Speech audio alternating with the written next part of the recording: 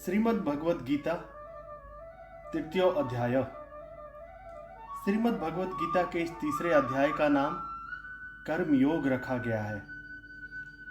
इस अध्याय में नाना प्रकार के हेतुओं से भेद कर्मों की अवश्य कर्तव्यता सिद्ध की गई है तथा प्रत्येक मनुष्य को अपने अपने वर्ण आश्रम के लिए विहित कर्म किस प्रकार करने चाहिए, क्यों करने चाहिए, उनके न करने से क्या हानि है, करने में क्या लाभ है, कौन से कर्म बंधक कारक है और कौन से मुक्ति में सहायक है, इत्यादि बातें भली भांति समझाई गई हैं।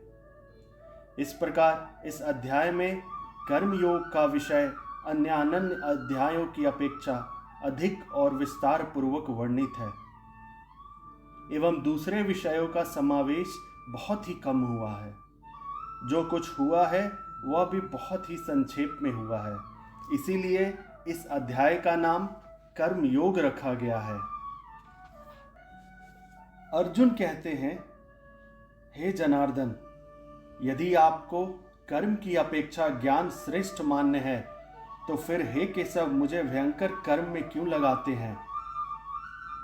आप मिले हुए से वचनों से मेरी बुद्धि को मानो मोहित कर रहे हैं, इसीलिए उस एक बात को निश्चित करके कहिए जिससे मैं कल्याण को प्राप्त हो जाऊं।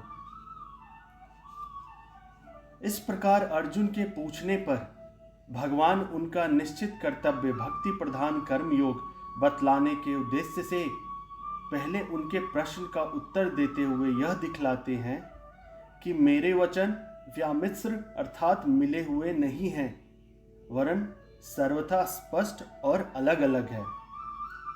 श्री भगवान कहते हैं, हे निष्पाप, इस लोक में दो प्रकार की निष्ठा मेरे द्वारा पहले कही गई है। उनमें से सांख्य योगियों की निष्ठा तो ज्ञान योग से है और योगियों की निष्ठा कर्म योग से है। मनुष्य ना तो कर्मों का आरंभ किए बिना निष्कर्मता को यानी योग निष्ठा को प्राप्त होता है और न कर्मों के केवल त्याग मात्र से सिद्धि यानी सांख्य निष्ठा को ही प्राप्त होता है। निसंदेह कोई भी मनुष्य किसी भी काल में क्षण मात्र भी बिना कर्म किए नहीं रहता, क्योंकि सारा मनुष्य समुदाय प्रकृति जनित गुणों द्वारा परवश हुआ कर्म करने के लिए बाध्य किया जाता है।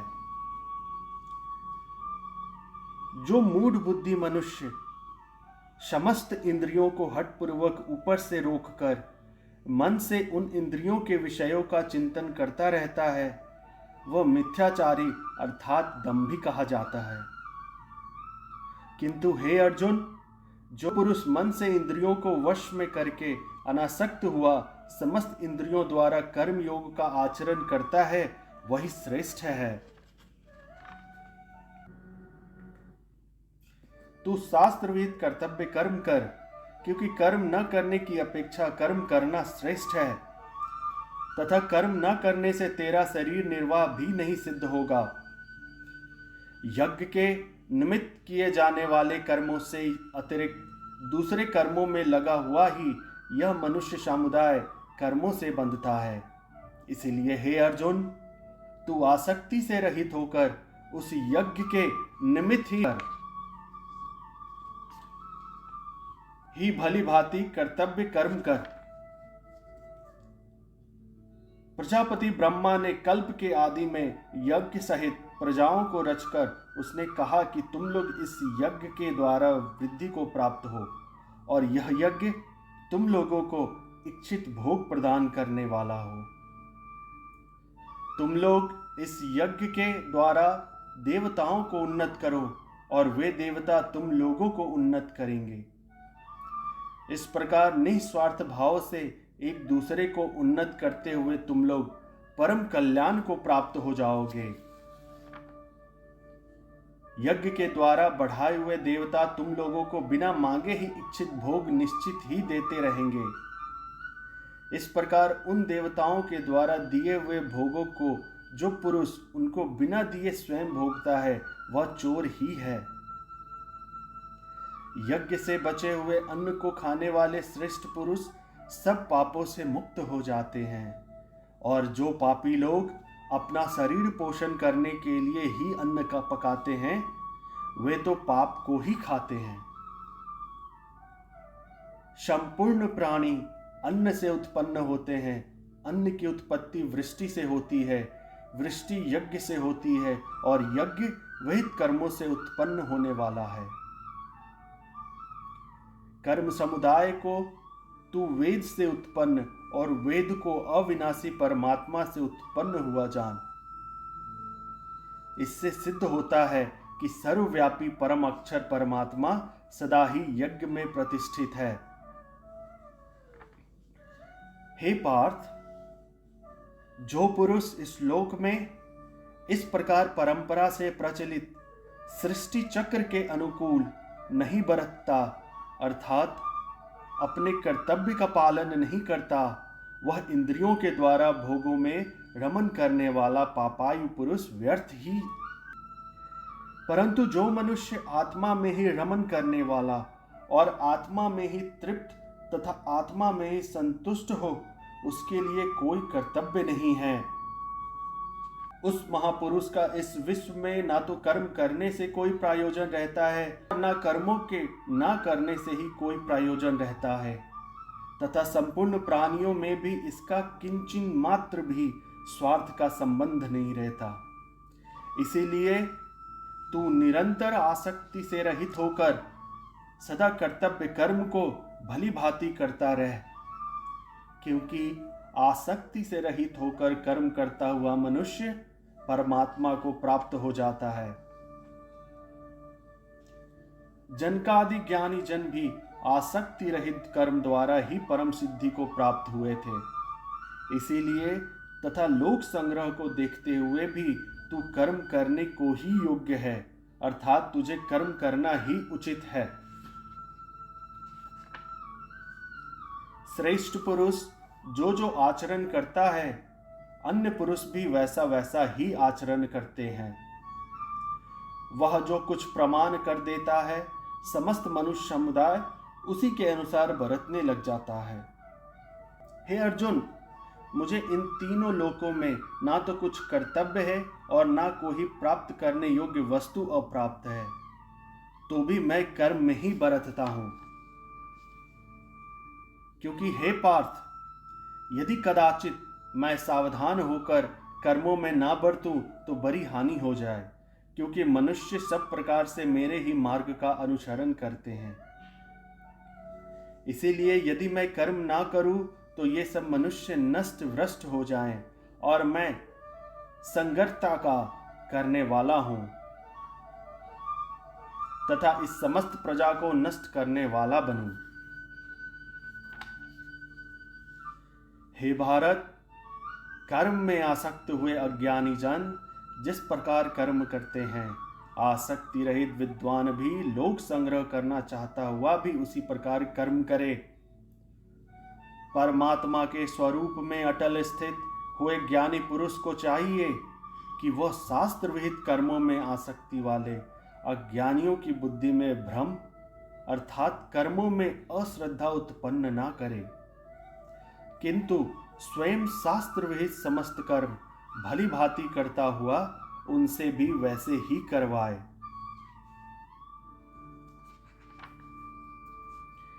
वास्तव में संपूर्ण कर्म सब प्रकार से प्रकृति के गुणों द्वारा किए जाते हैं, तो भी जिसका अंतःकरण अहंकार से मोहित हो रहा है, ऐसा अज्ञानी मैं करता हूं ऐसा मानता है।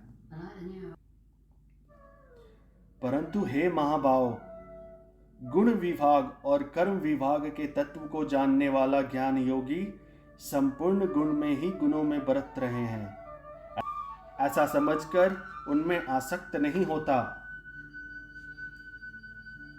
प्रकृति के गुणों से अत्यंत मोहित हुए मनुष्य गुणों में और कर्मों में आसक्त रहते हैं।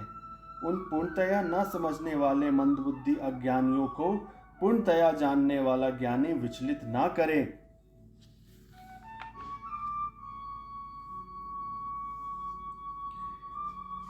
जो कोई मनुष्य दोष दृष्टि से रहित और श्रद्धा युक्त होकर मेरे इस मत का सदा अनुसरण करते हैं, वे भी संपूर्ण कर्मों से छूट जाते हैं। परंतु जो मनुष्य मुझ में दोषारोपण करते हुए मेरे इस मत के अनुसार नहीं चलते हैं, उन मूर्खों को तू संपूर्ण ज्ञानों में मोहित और नष्ट हुआ ही समझ। सभी प्राणी प्रकृति को प्राप्त होते हैं, अर्थात अपने स्वभाव के परवश हुए कर्म करते हैं।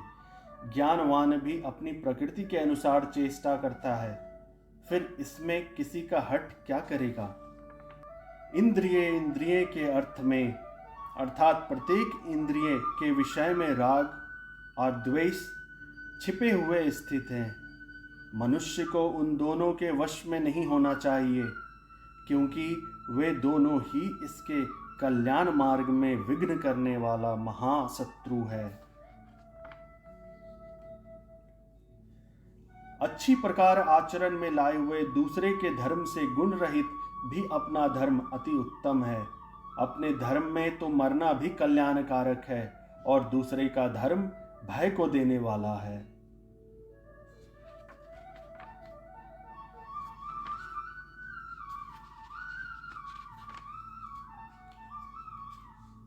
मनुष्य का स्वधर्म पालन करने में ही कल्याण है।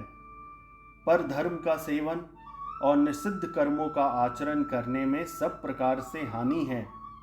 इस बात को भली भांति समझ लेने के बाद भी मनुष्य अपनी इच्छा, विचार और धर्म के विरुद्ध पाप आचरण में किस प्रकार प्रवृत्त हो जाते हैं, इस बात को जानने की इच्छा से अर्जुन प्रश्न पूछे हैं।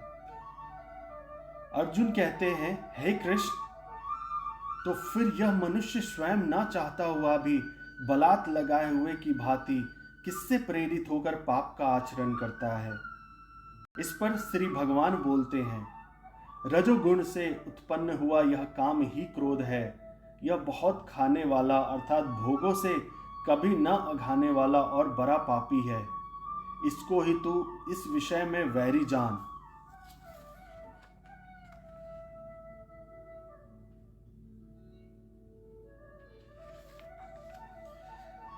जिस प्रकार धुएं से अग्नि और मैल से दर्पण ढका जाता है तथा जिस प्रकार जेर से गर्भ ढका रहता है, वैसे ही उस काम के द्वारा यह ज्ञान ढका रहता है।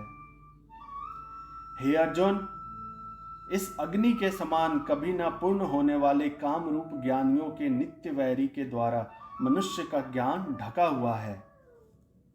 इंद्रियां, मन और बुद्धि ये सब इसके वास स्थान कहे जाते हैं।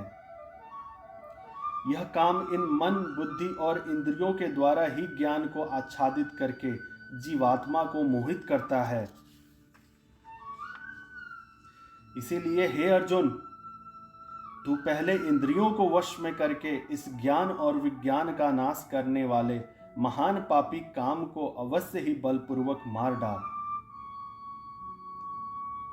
इंद्रियों को स्थूल शरीर से पर यानी श्रेष्ठ, बलवान और सूक्ष्म कहते हैं। इन इंद्रियों से पर मन है, मन से भी पर बुद्धि है, और जो बुद्धि से भी अत्यंत पर है वह आत्मा है।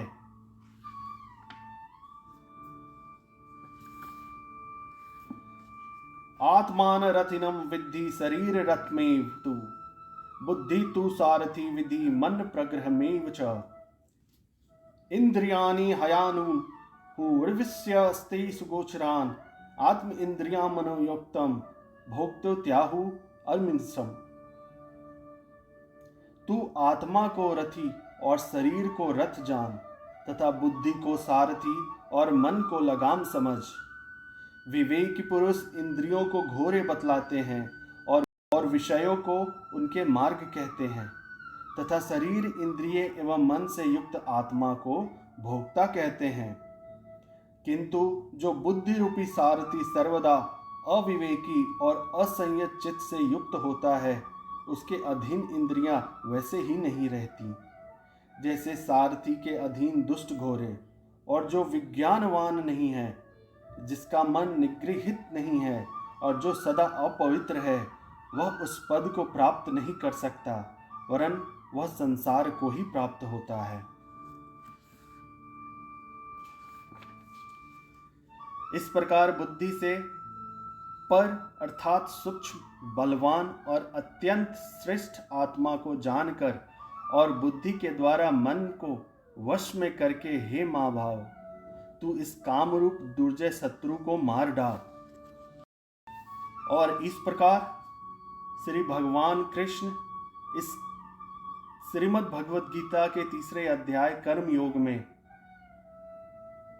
पूर्व श्लोकों के वर्णानुसार आत्मा को सर्वश्रेष्ठ समझकर कामरूप वैरी को मारने के लिए आज्ञा देते हैं। और इस श्लोक के साथ, इस संबोधन के साथ श्री भगवान कृष्ण इस श्रीमद् भगवत गीता का तृतीय अध्याय समाप्त होता है। ओम तत्सदिति श्रीमद् भगवत गीता सुपनिषत्सु ब्रह्म विद्यायाम योग शास्त्रे श्री कृष्ण अर्जुन संवादे कर्म योगो नाम तृतीयो अध्याय। ओम जय श्री कृष्ण, जय श्री कृष्ण।